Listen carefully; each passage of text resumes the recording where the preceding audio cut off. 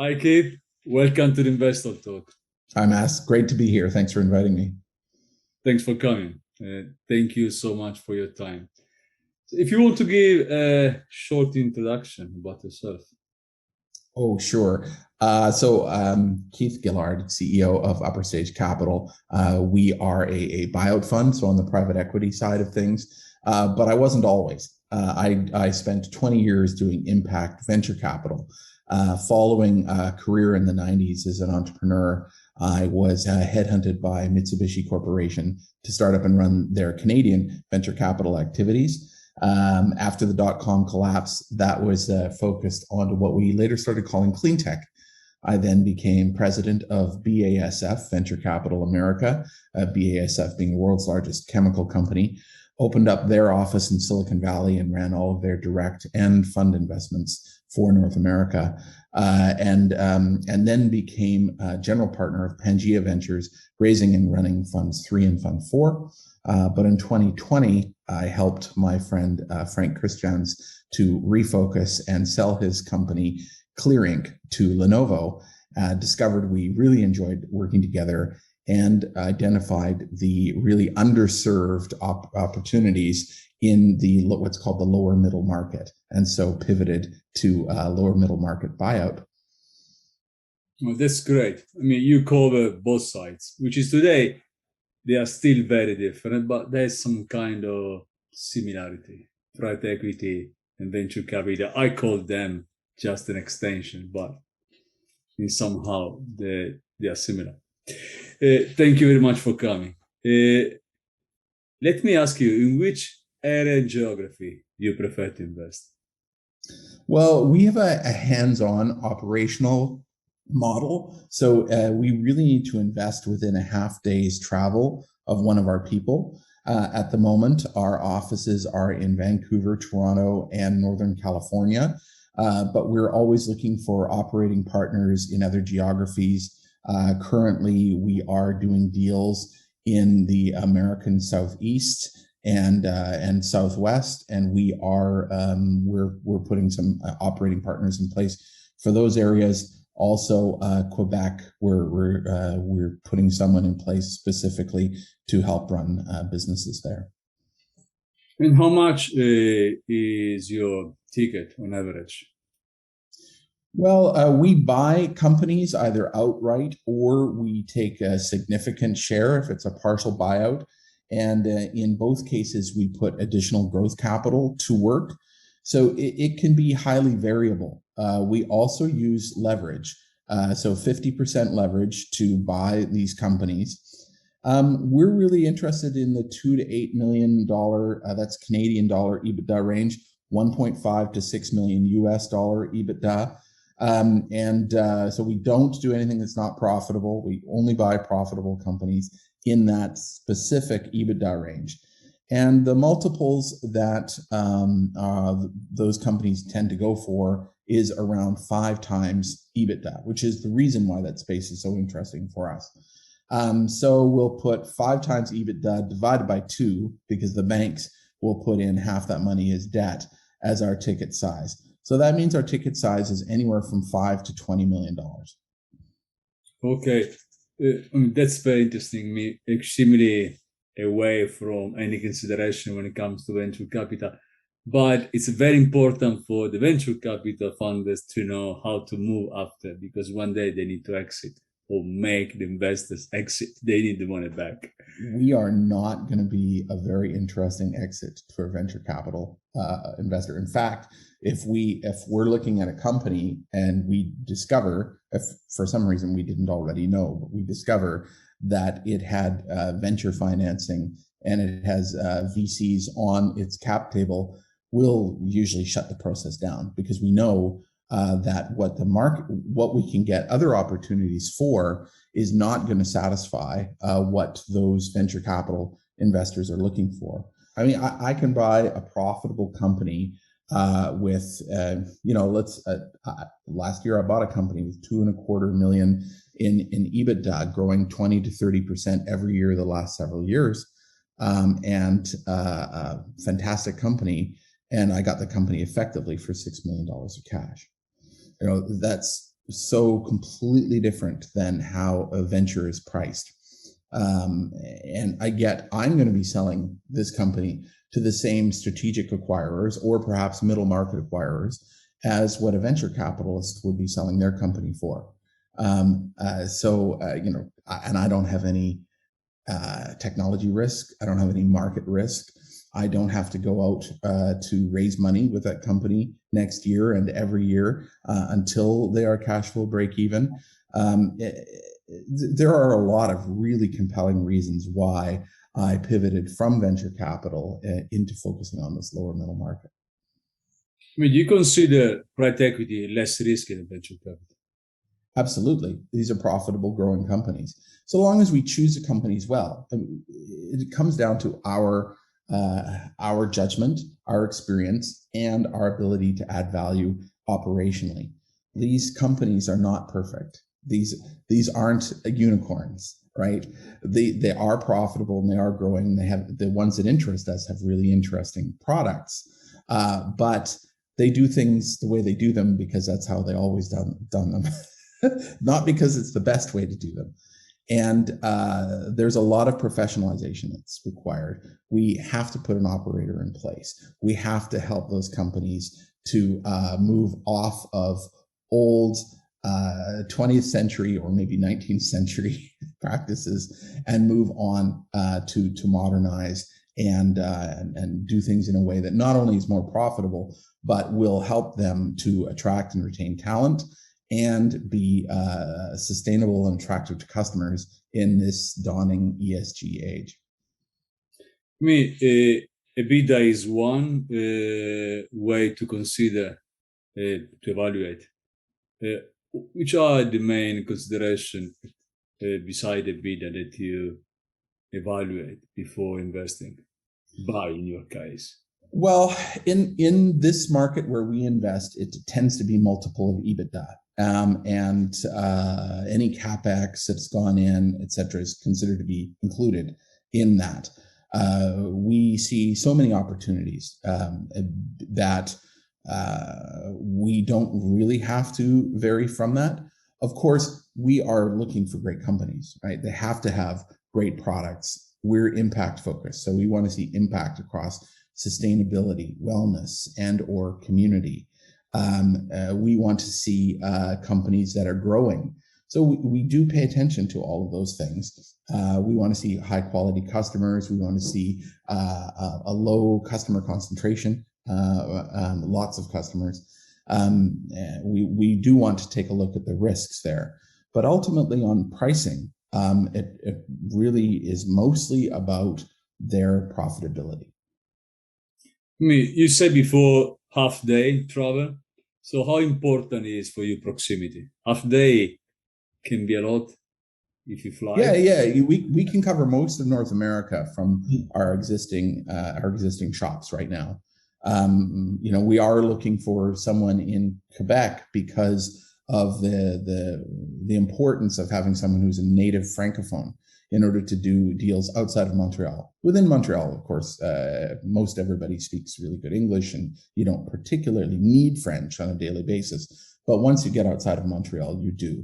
So we are, and none of us are confident enough in our own French to handle that on our own. So we are looking for someone to handle that.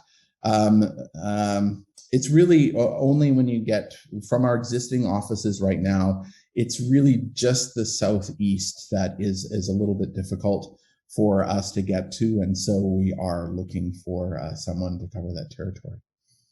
I mean, how involved do you get with your portfolio companies? I mean, are you how much active you are? Oh, very. Yeah. When we come into these companies, we are buying out the owners, who are usually also the managers.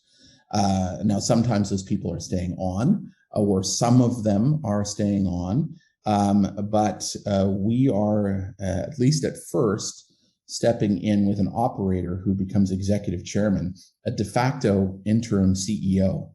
That person will be involved on a half to full-time basis for 3 to 6 months to really get to understand that business and the people involved very well, to oversee whatever pivot we are trying to initiate to go out to larger markets, usually international markets, and to bring in the management talent that we need to improve the existing management team.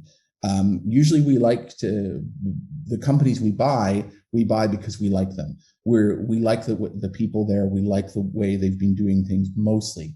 We're just looking to further improve them. So we're not looking to come in and fire everybody and put in our own team. We're coming in to understand what are the gaps, what are they doing right, what could they be doing better, and then to plug those gaps and come up with a team that can really help take this company up to the next level. So if you work into a profitable companies, that much turnaround should not be done. It means the company in any way somehow is doing well. Right, but a lot of these companies have been around for 20, 30, 40 years, right? They are not really paying attention to ESG issues. Their supply chain is their supply chain because it got set up in the 1980s, and they're not really paying attention to that. DE and I, they're not paying attention to it. These companies are largely dominated by white men. We're not seeing that people are necessarily being put into positions based only on their talent. And so we come in and we correct that. We recognize talent. We help to put them into the positions. And this instantly diversifies the company without even needing to hire anybody because they often have the talent in-house already. They've just been ignoring them. And then we look to improve upon that by drawing experienced people from industry who already have great networks, access to customers, access to partners, and can help the company grow faster. I mean, in your mixed debt equity, do you syndicate sometimes or just solo? Yeah, sometimes, especially in the larger deals. We are friends with several other buyout firms that are minority buyout only. They are maybe funded by money from banks, and they have a restriction against owning majority positions, or they may be smaller players and they're primarily interested in co-invest, and they don't want to do the dirty work of getting in there operationally.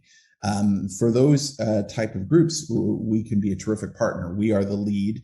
We'll have the largest ownership, but they can also contribute a lot of money as well. We're not just looking for money when we have a partner. We want someone who's able to bring in partners, very low interest debt, customers, a network that can bolster our own and help these companies again to grow faster. In your bio portfolio, do you look for interactions between them? Yes, we do. We don't require it, but we get very excited when we see a company that's very compatible, very complementary, let's say, to one of our existing companies. For example, our company Talius has a 93% market share in schools for shade and shutter systems for security and and to control air conditioning costs. And this very overwhelming market share in schools here in Western Canada gives us confidence that we can go out into all kinds of other geographies and also take significant market share in that. So last month, when we were looking at a company that was providing security systems to schools, we got very excited because they already had the customers we would be looking for Talius products in a different geography, where Talius products were currently only being imported by high-end suppliers in that market, and nothing being manufactured and sold directly there. So that I would say really increased our interest in that opportunity. I do believe so. I mean, interaction can give a good help. It sure can. Yeah, and we look at roll-ups, right? Sometimes we will buy companies that are smaller if their business is very well aligned with an existing business.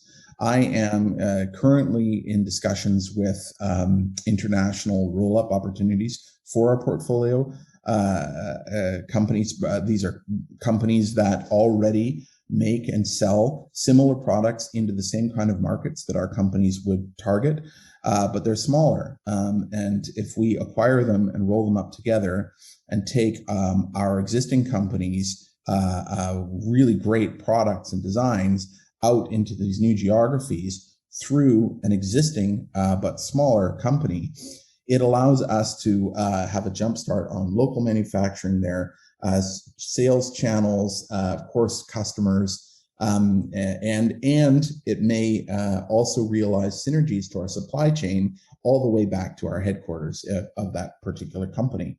So that gets very exciting. Roll-ups can be a very fast way to grow. It's not organic growth, but ultimately, when we sell these companies, the buyers of these companies don't care if the growth was organic or not.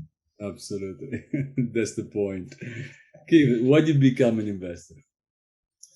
Well, I think like many people, I effectively, the metaphor is I was walking along in my career, and a trap door or a manhole opened up underneath me, and I fell through, and I didn't jump out of the way.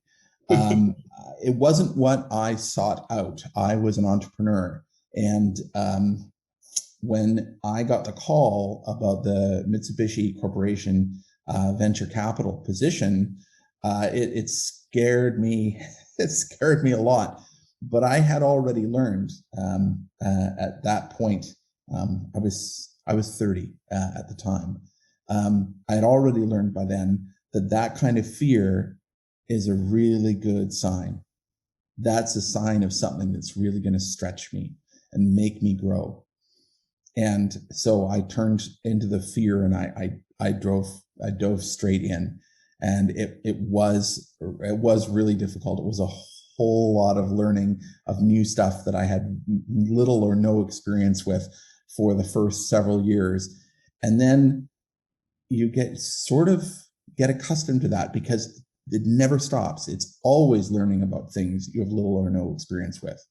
It always is. There's always something new. There's always a new market need. There's always a new technology. There's always a new business model. And when you get used to that steady diet of always learning and always new, it really becomes part of who you are. And I could never give that up. I love that. It's very stimulating. I think it keeps me young. It keeps me energized. I mean, I consider it just a beautiful job, but anyway, everything is personal in life. I mean, you say Ebitda, but I think in any investment, there is a point where you decide, okay, I go. Because you can have 5 times Ebitda, very good valuation, very great company, but you don't feel confident. Which are the critical points for you to make you serious? Okay, let's buy. Yeah. It's about people, the number one thing. By the time we're into diligence, we already know that we like the market and we like the company's products that are addressing a need in that market. So the basics are good, and the way that these kind of companies are sold, we already know their financials pretty early. We find out these financials, I would say, a lot earlier than how I would get those details in a venture diligence, for example. So we already know the basics, right? It's good sales, good Ebitda, good margin, good growth. That's good. Good products, good market. That's all good. Now we meet the people, and this is where things get really critical. Even in a position where you have founders, might be one founder, might be a number of founders who are all retiring, and you won't have to interact with them on a day-to-day basis, the rest of the team is staying there.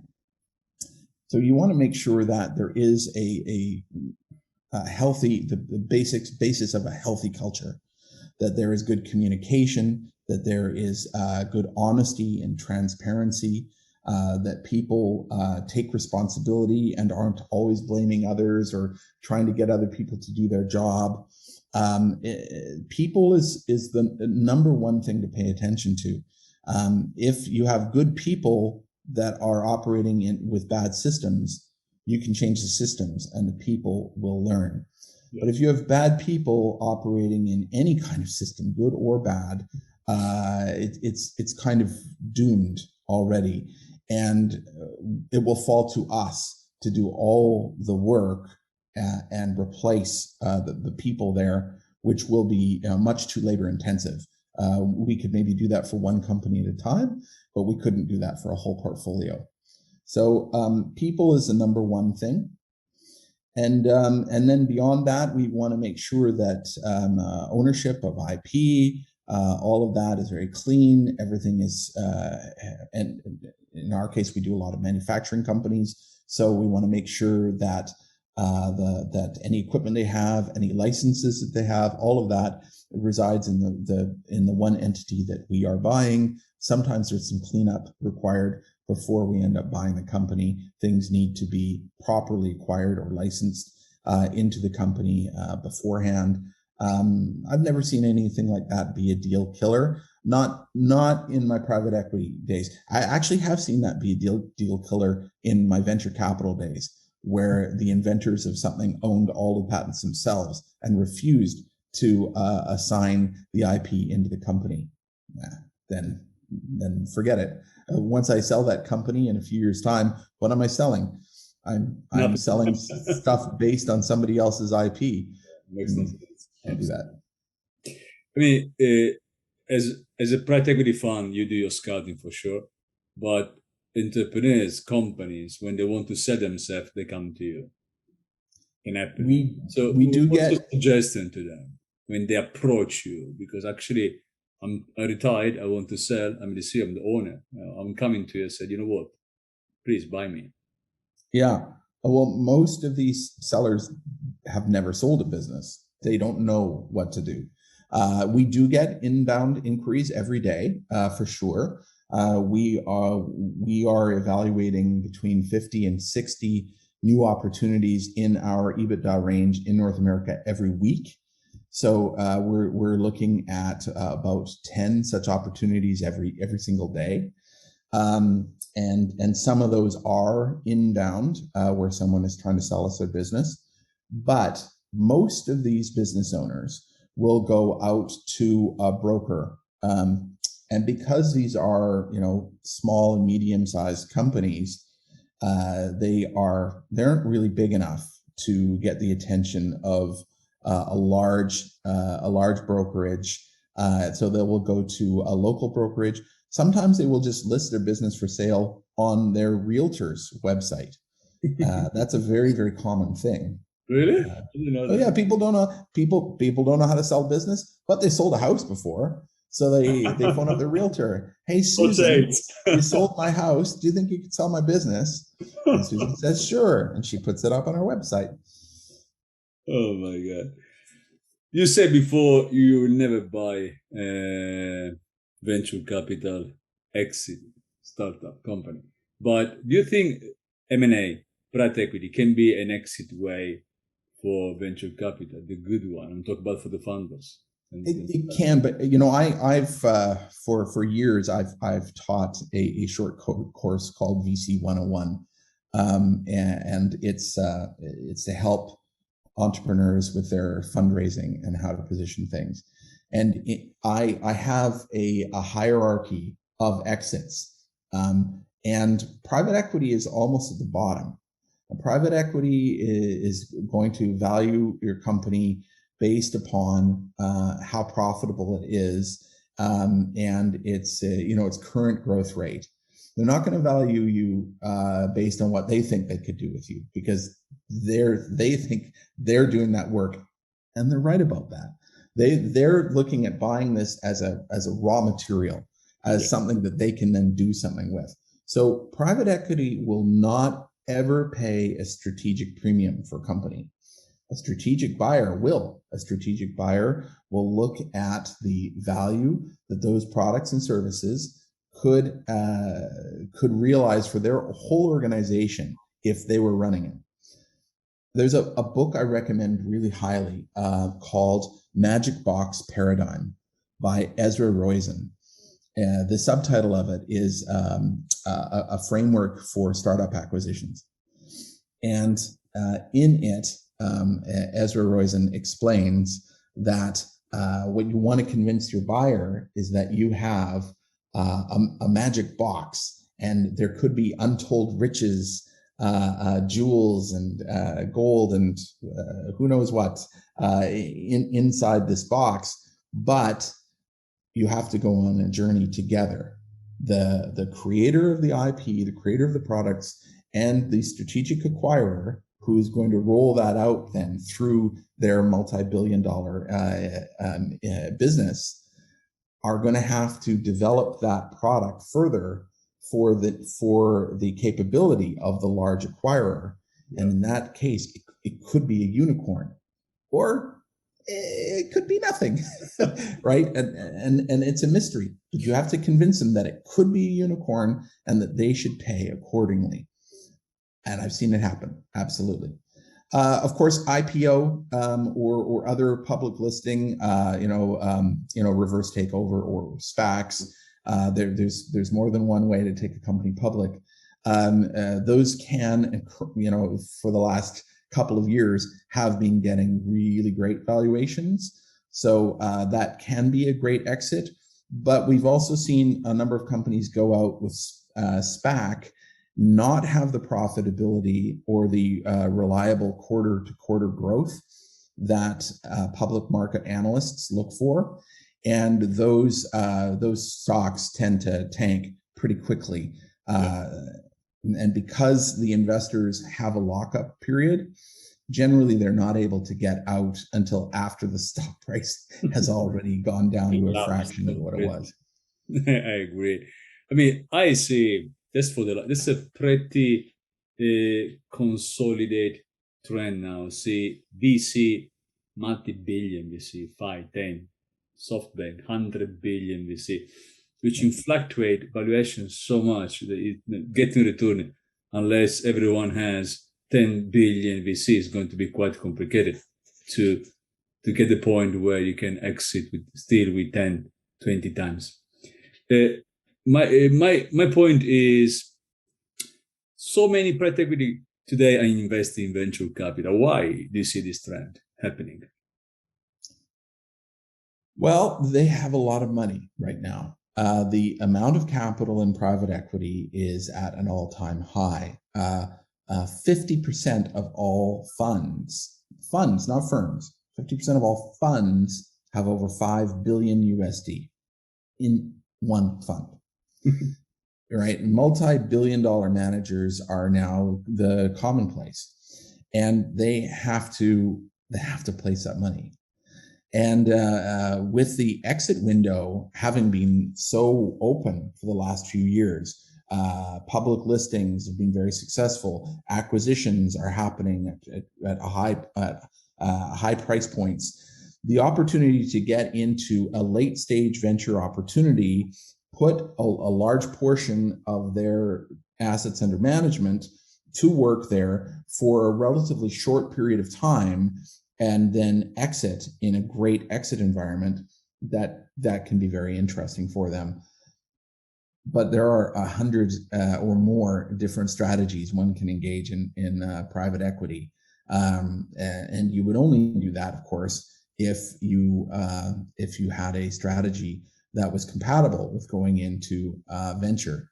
I would say only late stage opportunities with significant sales, even if they're not profitable, they have to be showing significant sales, customer traction in order for it to be attractive to private equity.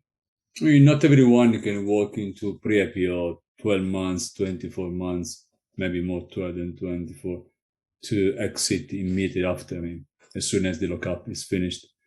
So it can be very dangerous placing 20, 30 billion, as we've seen with work. Can be pretty painful. No, it's a big part of why I pivoted here. 70% of all Canadian and American SMEs, small and medium enterprises, are looking to exit in this decade. All the baby boomers just retiring at a huge rate, thousands a day. So what happens to all these businesses? Only 9% have a concrete succession plan. Most have no succession plan at all. They don't know how their business is going to continue, who's going to continue it. And so that means there's thousands of opportunities selling or looking to sell every year. And just like in venture capital or any asset class, most of them are not very interesting. But there are lots of gems in those deals. And that's why we're processing 10 deals a day, because we're looking for those diamonds. They are there, and there's hardly anybody investing in them. So we're rushing for this particular gold rush. We hope before too many other people do. Absolutely. I see a lot of ground for consolidation as well. A lot. Let's talk a bit more. We start at the beginning. ESG impact. You said already you're pretty pro impact. Where do you see the private equity to bring? I hope one day, hopefully not 2020, 2050. It's a bit far away to go to zero carbon. Well, completely zero carbon. No, that's zero, that's a long way away. Something close. But I think we can do it within our products and our portfolio companies. That is something that is achievable. It's more achievable, of course, in what we do, which is already impact focused. We have some advantages, being currently our offices are in Canada or in California. In Canada, I think we have nearly 100% renewable energy, and in California, it's a growing, ever-growing percentage of their energy. So even our manufacturing companies, there's in terms of their locally manufactured stuff, there's very little in the way of carbon in these products. What gives me hope about reaching zero carbon is in the negative carbon impact of these products. For example, our company Talius, their shading systems can go on the outside of a high-rise building, can withstand those high shear force winds, can withstand hurricanes, and are very attractive products. But where we got really excited is they save more than half of the air conditioning costs. And air conditioning in buildings is 30% of the energy cost and, of course, the carbon footprint of those buildings. And buildings are like 18% of all carbon emissions. So right there is an opportunity to take a 6% bite out of potentially, if it went everywhere, the global carbon footprint. That's extremely meaningful. And we just launched for this company, Upper Stage ourselves, our team developed an energy calculator that their salespeople now use to show when they're convincing a customer to buy their products.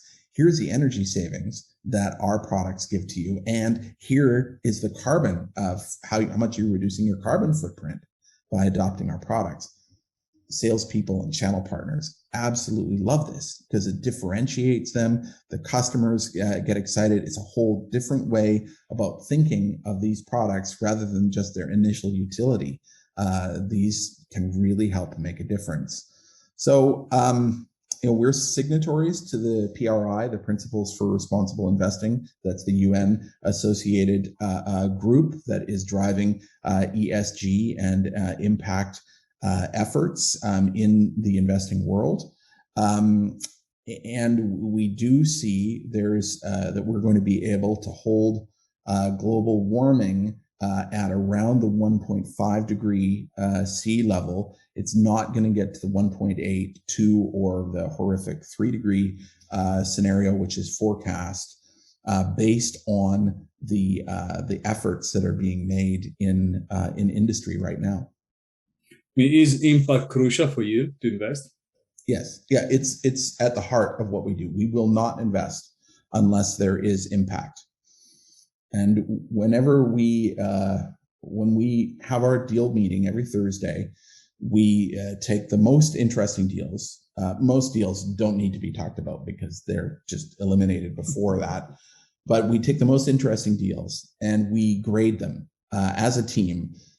Is there sustainability impact? Is there wellness impact? Is there community impact? And then on the other side, can we add value? Do we know people to run this company? Do we know customers here? Do we have business development leads? Can we help with supply chain and manufacturing? Do we have experience running a company like this? And we will only advance on the deals that have both impact and where our team has unique advantages on how to add value. I mean, I would like to close with where do you see impact going? Venture capital, private equity. Venture capital, also private equity, are very fast moving. They change so dynamically. Where do you see the private equity sector to go now? I think impact is always evolving. I don't think that it's like it's not like a pendulum swinging from one end to another. We are gradually learning and we're improving our best practices and the targets, the KPIs that we pursue. I think that the work that was done by the United Nations on the Sustainable Development Goals and our ESG partner, full-time member of our team, she worked for the UN on those SDGs. I think those are the current roadmap that everyone is following. I don't think that that's forever. I think that those are meant to go until 2030. I think they will generally be accepted as the roadmap for most of this decade. But we will be always reevaluating and prioritizing. Some of those things are more urgently needed than others. Some of those mean lives lost or saved today, and some of them are talking about lives lost or saved in 100 years. So there will always be a reshuffling of priorities and assets and equity which are allocated to address them. Kit, thank you so much for coming to the Investor Talk. It's been a very good pleasure for me. Oh, it's a great pleasure. Thanks, Mas. Thank you. Take care.